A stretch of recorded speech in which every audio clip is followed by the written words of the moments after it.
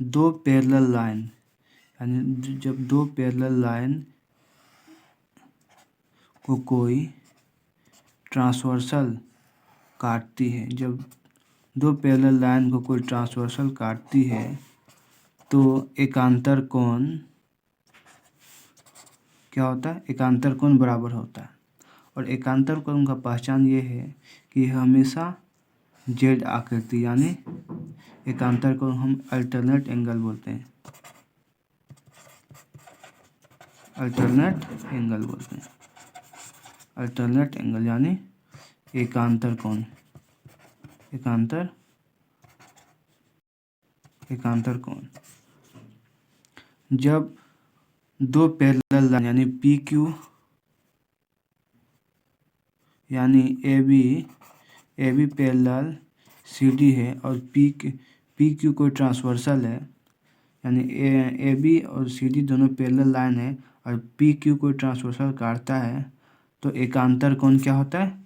बराबर होता है। एकांतर कोण अल्टरनेट एंगल इक्वल होता है। अल्टरनेट एंगल का पहचान जेड आकृति बना, ये एक अल्टरनेट एंगल हमेशा जेड आकृति बनाएगा। तो हमें जेड आकृति कैसे मिल रहा है? इधर जाते हैं जब यहाँ से इधर फिर इधर, तो इस प्रकार के बने कोण को हम, जो जेड आकृति का बने कोण को हम क्या बोलेंगे?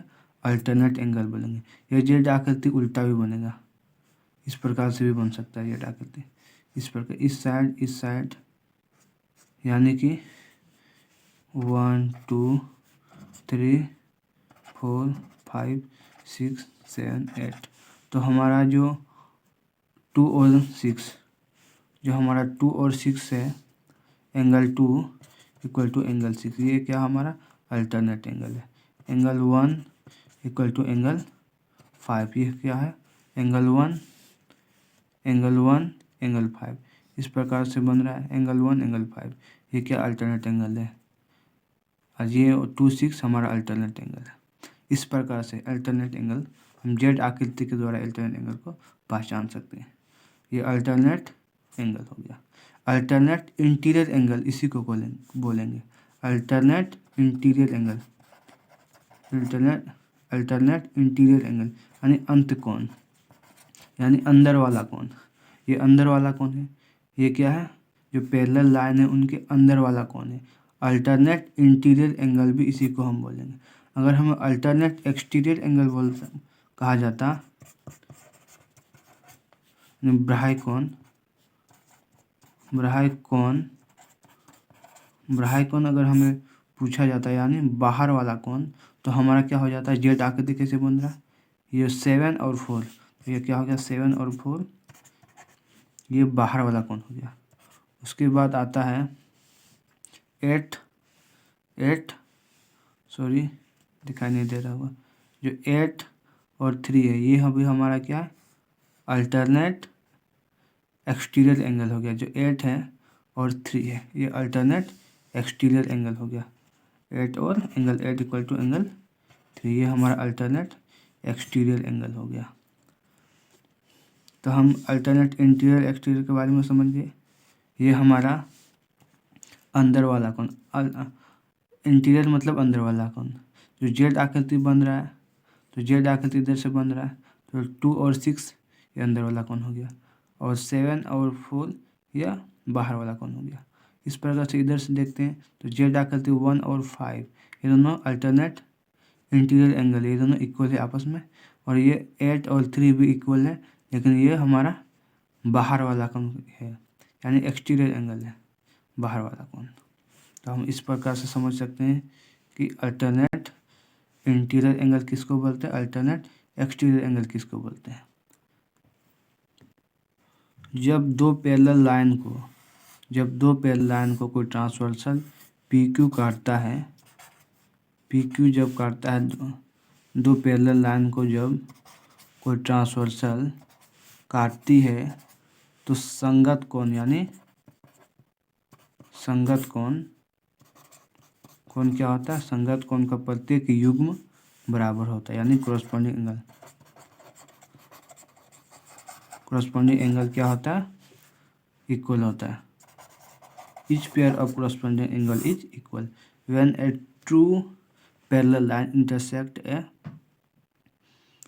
Transversal then each pair of corresponding angle are equal। संगत कोण का प्रत्येक युग्म बराबर होता है। जब कोई दो पैरेलल लाइन को कोई ट्रांसवर्सल काटती है तो संगत कोण का प्रत्येक युग्म इक्वल होता है। तो संगत कोण का पहचान क्या होता है?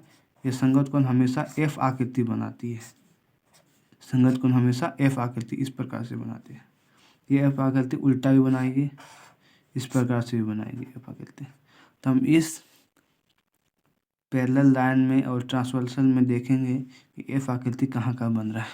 तो हम देखेंगे, नंबर डाल देते हैं 1 2 3 4 5 6 7 8।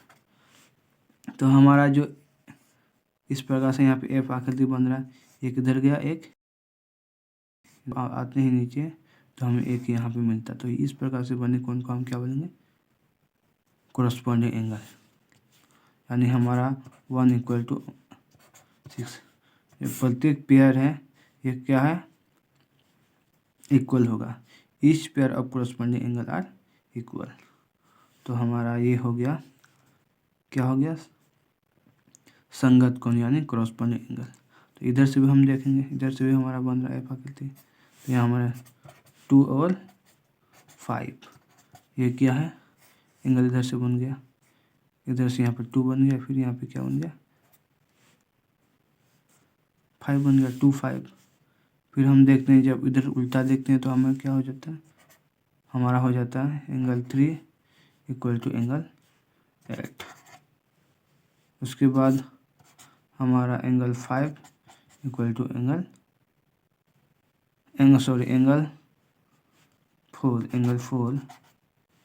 एंगल 4 यहाँ लिख देते हैं, एंगल 4 = एंगल 7। इस प्रकार से हमारा क्या बन रहा है? एफ आकृति बन रहा है।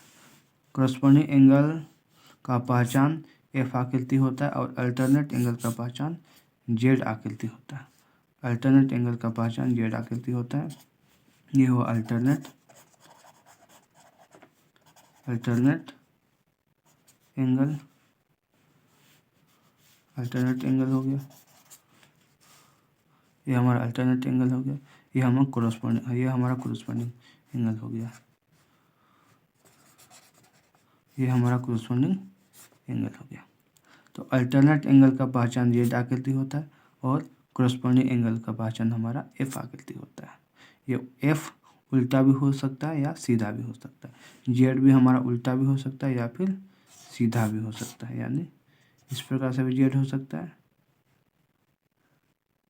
इस प्रकार से भी जेड हो सकता है, या फिर ऐसे भी जेड हो सकता है, इस प्रकार से भी जेड हो सकता है। यानी जेड उल्टा हो चाहे सीधा हो, वो हमारा अल्टरनेट एंगल ही कहा जाएगा। कोरस्पॉन्डिंग एंगल भी उल्टा एफ हो चाहे सीधा एफ हो, वो हमारा कोरस्पॉन्डिंग एंगल ही कहा जाएगा। लेकिन शर्त बस इतनी है कि जो लाइन है वो हमेशा पैरेलल होना चाहिए, यानी A B parallel C D, और कोई ट्रांसवर्सल उसको काटती हो, तभी ये कोरस्पॉन्डिंग एंगल और अल्टरनेट एंगल इक्वल होती है।